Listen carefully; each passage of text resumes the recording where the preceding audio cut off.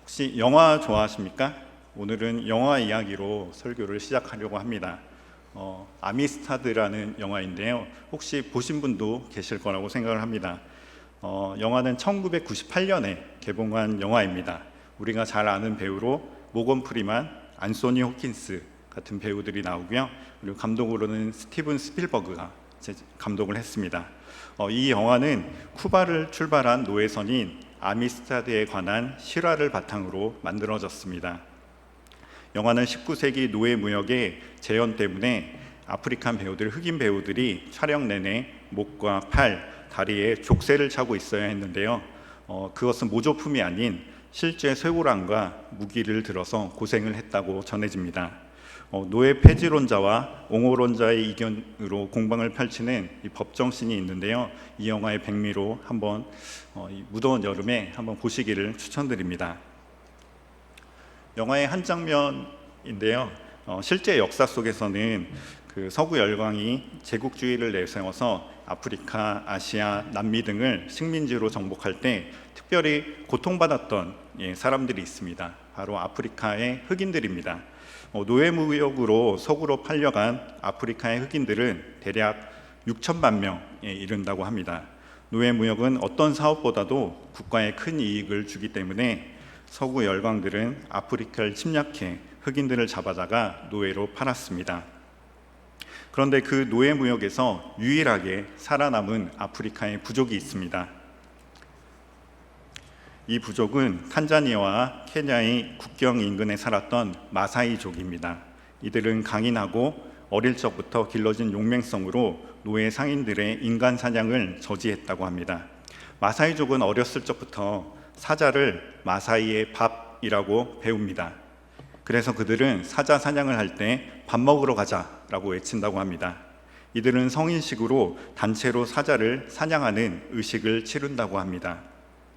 그래서 마사이의 어린이들은 어려서부터 자신이 사자를 잡는 용맹스러운 마사이 전사라는 사실에 큰 자부심을 갖고 성장한다고 합니다. 그런데 오늘날 이 마사이족은 더 이상 사자 사냥을 할 수 없습니다. 왜냐하면 사자가 보호종으로 국제사회에서 사자 사냥을 금지했기 때문입니다. 그러다 보니 마사이족의 정체성이 흔들리고 있다고 합니다. 마찬가지로 정체성 혼돈으로 어려움을 겪는 사람들이 있습니다. 그들은 자신이 누구인지에 대한 답을 찾지 못하고 있습니다. 시간을 소비하고 있습니다. 크리스찬들도 예외가 아닙니다. 내가 어떤 신분인지 모른 채로 교회 공동체의 구성원으로 속해 있는 사람들이 있습니다. 나는 누구인가? 이 질문들 혹시 다 해보셨나요?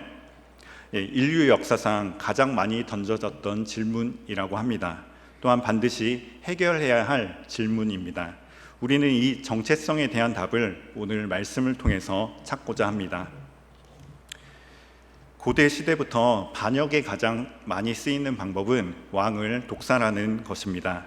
그래서 고대의 왕들은 자신들의 술과 음식에 독이 들어있는지를 확인하는 후에 먹었습니다. 우리네 역사에도 있지 않습니까? 기미 라인이라고 왕이 음식을 먹기 전에 이렇게 먼저 먹어보는 그런 지위가 있습니다.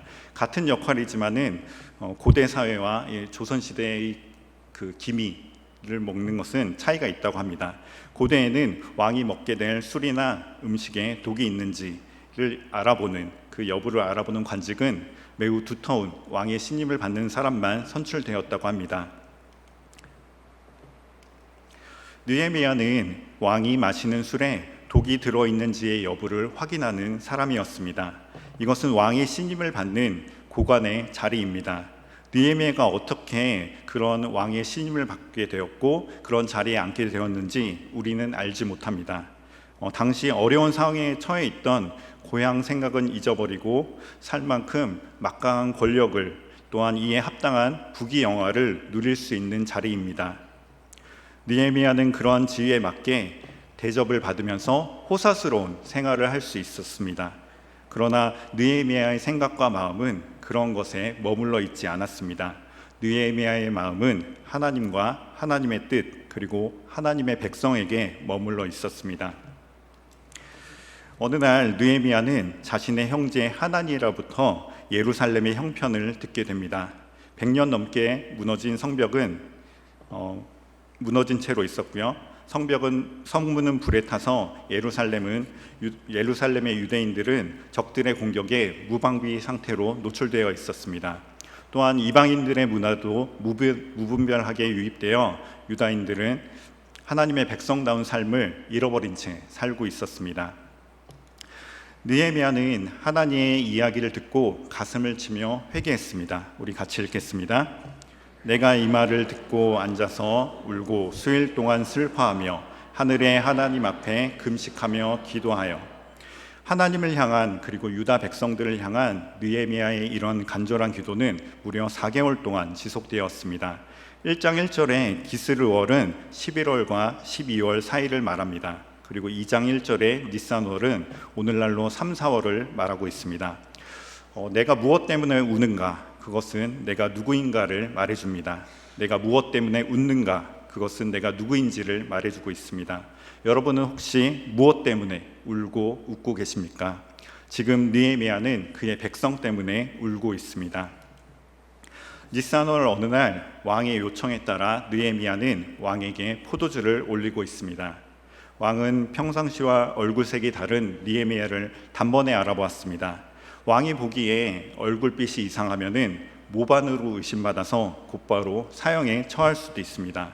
또 왕의 기분을 상하게 하는 경우에는 치명적인 어려움에 빠질 수도 있습니다.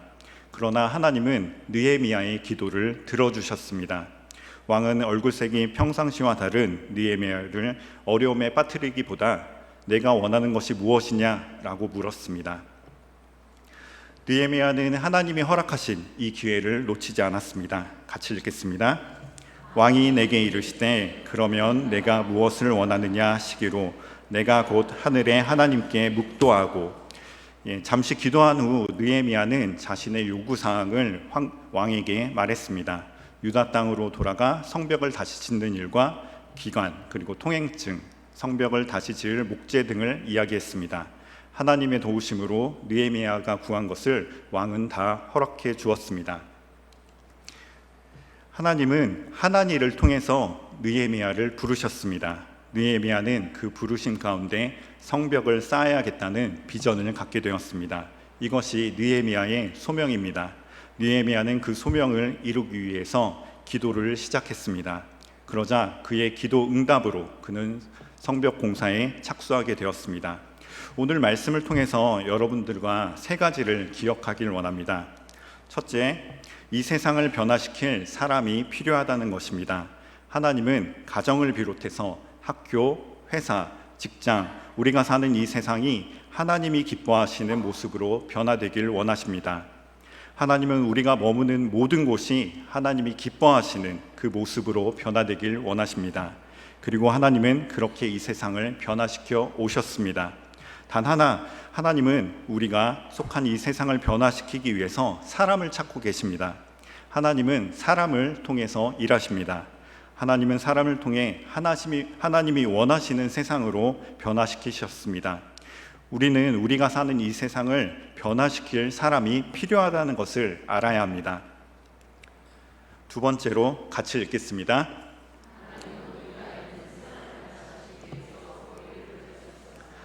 한 걸음 더 나아가서 하나님이 바로 우리를 그렇게 부르셨다는 것을 기억해야 합니다. 하나님은 우리가 있는 이 세상을 변화시키시기 위해서 우리를 부르셨습니다. 하나님이 가정, 학교, 직장, 우리를 선교사로 보내신 것입니다. 여러분들이 계신 곳이 곧 선교지입니다. 우리가 서 있는 곳이 땅끝이며 복음의 최전선입니다. 하나님은 이 세상을 변화시키기 위해서 바로 나를 부르셨다는 사실을 기억하시기 바랍니다. 3번째입니다. 같이 읽겠습니다. 참 멋지지 않습니까? 천지 만물을 지으신 하나님이 바로 우리와 함께 하십니다. 나 혼자서는 도저히 할 수 없지만은 하나님이 도와주시기 때문에 우리는 그 일, 바로 세상을 변화시키는 일을 할 수 있습니다. 말씀을 정리하겠습니다. 오늘 설교 제목을 그리스도인의 신분증이라고 정했습니다. 사전에 보니 신분증은 개인의 신상 또는 신원 정보를 증명하는 문서이다 라고 정의합니다.